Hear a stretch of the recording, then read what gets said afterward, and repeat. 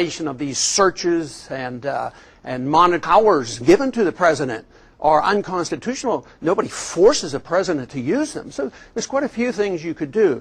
But once again, attitudes have to be changed. Because if the American people are still saying, oh yes, it makes me feel good that the government can come in and spy on me without a search warrant, which some people thought that after 9/11. That attitude has to change. But the president can do an awfully lot in leading the charge against these unnecessary searches and seizures and the type of things that they do. So I would do whatever I could. But ultimately, you would want the Congress to write a law up and repeal it. But in the meantime, a president should just ignore the parts that he's convinced are unconstitutional invasion of your privacy. Steve, thank you for the question. Our next audience member, sir, please stand up. Give us your name, where you're from.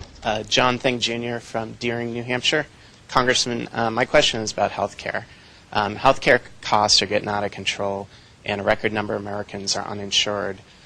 Recently, in the past few weeks, some of our largest corporations in the country, AT&T, Walmart, joined together with labor unions and healthcare advocates in calling for universal coverage within 5 years. And my question is, how do you plan on making healthcare, quality, affordable healthcare accessible to all Americans? No easy task, but I've thought a lot about it. Haven't been in medicine and politics. But universal health care, in my estimation, would be a total disaster. I mean, it's sort of like deciding, well, what if 10, 15 years ago we decided to have a universal program to deliver cell phones to everybody in the country, or computers, or television sets? Those are left more to the marketplace. All of a sudden, what happens in the age of inflation when the dollar goes down in value? Prices go down on almost everything except in electronics. They go down and everybody has them. So medicine, once the government gets involved in something and they give subsidies to it, it increases costs, not quality or availability. So whether it's education, we pump more money into education than ever before. And a lot of people go to school, but the quality of education goes down because the money goes to the bureaucracy. In medicine, it's the same way. You pump a lot of money into it, and third-party payments are going into it. And that causes costs to go up. Recently, under the prescription drug program that was passed recently, which I strongly objected to, because once again, the motivation was to give universal help to people, and I understand that. But the choices were to have sort of a national socialistic approach where the government controlled it and was universal, or whether it would subsidize the drug companies. Well, it turned out that the sort of fascist approach won out because the drug companies came. They spent hundreds of millions of dollars lobbying Congress, so they passed the kind where the drug companies now are making these many, many dollars. Once government gets involved, it's just horrible. Tax code, you could make some changes. You could have medical savings accounts and tax credits. You could do this. But the one biggest problem has been that businesses have been able to give tax deduction for given health insurance, but the individual can't. So they've been excluded. So the tax code could be improved tremendously to help the individual get the same benefit. But one disadvantage of putting it on, say, Walmart and these other places, all it does is push the prices up. And then our government, our companies in this country become less competitive. Then we can't compete with the imports. And that makes our problems worse. Nothing's for free. People think that if it's universal health care, it's for free.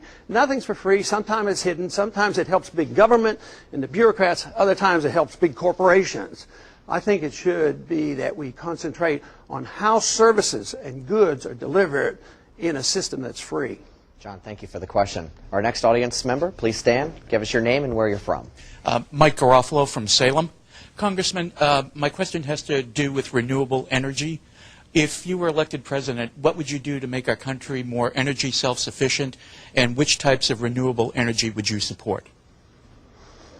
I think the market makes all those decisions in a proper manner. I'm not smart enough, and let me tell you the Congress is not smart enough, and let me tell you the bureaucrats aren't smart enough to know which is the best. In a free market, pricing tells you everything. Let's say we didn't spend any money protecting our oil in the Middle East, and for some reason the price of oil went to $200 a barrel. immediately we'd drive less, alternative energy would come in, and who knows what would come. I have a personal opinion. I happen to think that we have put too many roadblocks in front of nuclear energy. I think nuclear energy is clean. I think it's efficient and all these wonderful things. And you can get electricity out of nuclear. You can have electric cars, all kinds of things. But the most important thing is to recognize that government's not very smart. Collectivism in government, they're not capable of making good decisions in education, medicine, or try to energy. Get the Patriot Act repealed. Free price is important. Take, for instance, corn. We can make ethanol from corn, and that looks like it may have some future. But I also have read some stories where you use almost about 80% of the energy you get from corn to make the corn energy, and that if you didn't have special subsidies, we wouldn't even be talking about corn if it were left to the market. Corn gets subsidies, but sugarcane doesn't.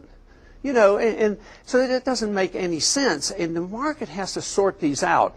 But what you need to do is get the government out of the way and not subsidize anything. So today, we have our corporations, whether they're energy corporations or whatever, and they want an alternative fuel to come in. They want you to pay for it. I want alternative fuels, and we would get it. Just let the market work. Mike, thank you for your question.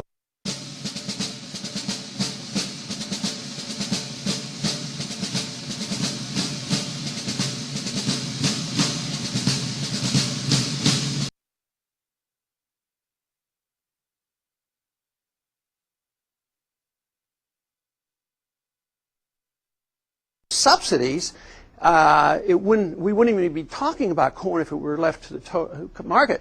Corn gets subsidies, but sugarcane doesn't. And so it doesn't make any sense. And the market has to sort these out.